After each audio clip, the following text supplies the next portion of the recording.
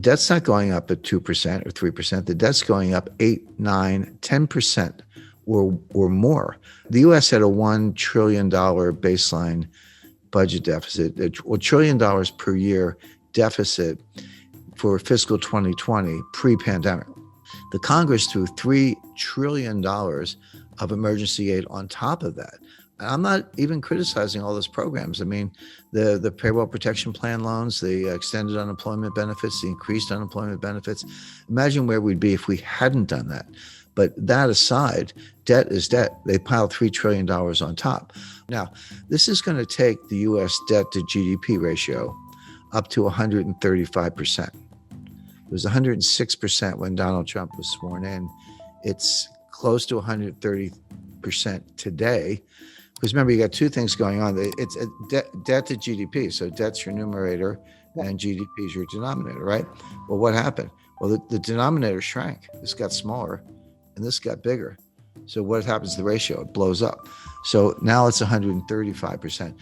If you get the laws of economics right, which is not easy because most economists don't, but if you get them right, it's really a reflection of human nature. I mean, what is an economy other than all the people in the economy starting businesses, buying, selling, traveling, providing goods and services, et cetera. So human nature doesn't change, or at least it hasn't changed much in the last 100,000 years. So the fundamental laws of economics don't change either, but circumstances change, facts change, and that's important. Now, to answer your question, Kerry, you're right. There is a school of thought, a growing one, an influential one, that the debt doesn't matter. It's like, well, wait a second. So what? So the debt to GDP ratio went to 135%, which it did.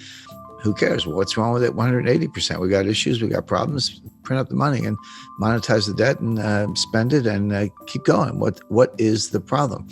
This comes under the banner of something called modern monetary theory, MMT.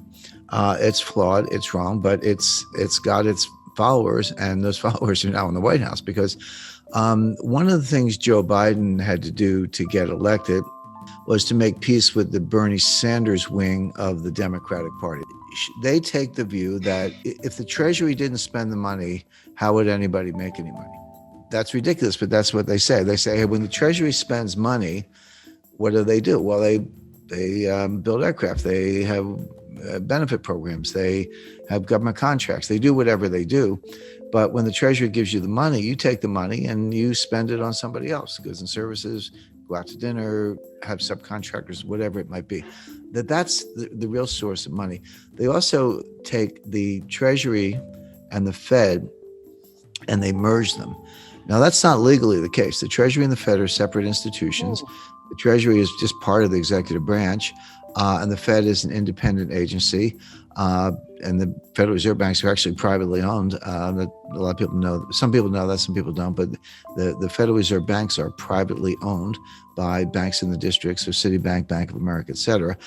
So they're completely separate, but the theorists ignore that and say, no, the Treasury needs to spend money because that's how the economy grows, and the Fed can monetize the debt. So you spend the money you don't have, you borrow to cover it, you issue bonds to cover the borrowing, and if the market wants to buy the bonds, fine. But if not, the Fed can buy them and put them away on the balance sheet, wait 30 years and collect the money. What's the problem? Who cares about the debt to GDP ratio? It's kind of a statistical abstract, but why should that stand in the way of using money to solve our problems, which are free healthcare, free childcare, free tuition, forgiveness of student loans? That's a $1.6 trillion ticket, by the way. And look, everyday readers and investors, there's no reason they should know all this stuff. This is total inside baseball.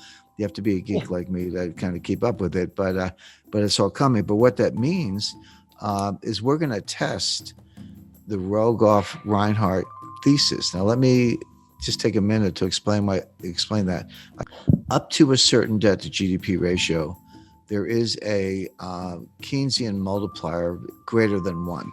So the classic example is the UK was in a depression before the rest of the world. They have been hit pretty hard before the Wall Street crash. People aren't spending, they're saving. It's the liquidity trap. So if you get money, you pay down debt. When you don't have any debt, you put it in the bank. Whatever you do, you don't spend it. You hoard cash. Or people were buying gold. They were accused of hoarding gold, et cetera. But what they weren't doing was spending. And there was a lack of aggregate demand, and the banks were not lending. So so Keynes said, well, if everyday people won't do it, the government must. The government can borrow, the government can spend. And what they discovered was that if you borrow $1 and spend $1, you can get $1.50 of GDP. Now, there's a separate debate as to whether that's actually incremental or whether you're just pulling growth forward. But so what? Even if you are pulling growth forward, maybe that's what you need to do when you're in a liquidity trap. But there's a problem. He called it the general theory of employment, interest, and money. But it was actually a special theory. I think he had a little Einstein in me because of the general theory of relativity. But it's actually a special theory, which means it's a theory that works in a set of circumstances, a set of conditions. The conditions where it works are you're either in a recession or just coming out of one. You have excess capacity and labor and industrial capacity, and you have very little debt.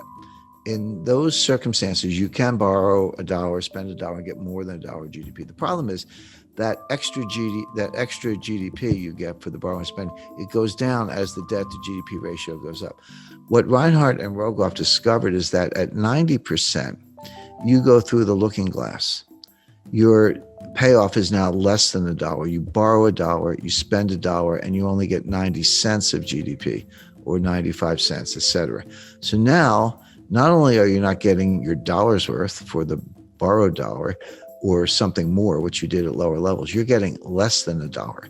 So now what's happening? You're borrowing $1, you're spending $1, you're not getting $1 of GDP, but you are getting $1 of debt, which means your debt to GDP ratio is going up and the 90% is getting worse. And I just mentioned the United States is at 135%.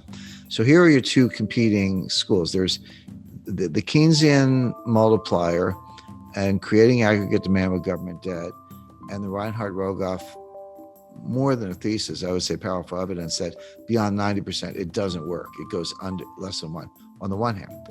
And my friend Stephanie Kelton and Bernie Sanders and Kamala Harris and the modern monetary theorists who say, no, it's all good. How could you get growth if you didn't spend money through the government? These theories don't agree at all. We're going to find out which ones work. I'll give away the answer, which is that Reinhardt and Rogoff have it right. Keynes had it right up to a point. Reinhardt and Rogoff discovered that critical threshold, that whether you want to call it tipping point or phase transition, or which physicists call it or whatever. The modern monetary theorists think the opposite, and we're going to find out. But what it means if Reinhardt and Rogoff are right, and I'm right, and Keynes was right, the more you borrow, it's actually a headwind to growth. Now you get just as up to the threshold, you got more and more and more. Oh, sorry, at a low level, you got more, but then it went down. But it's like any diminishing marginal return. You know, the curve starts very steeply, you get a lot of payoff, then it flattens out, then it goes down, but it's still positive. But at some point, it goes below the zero line and your marginal return is negative. And that's where we are.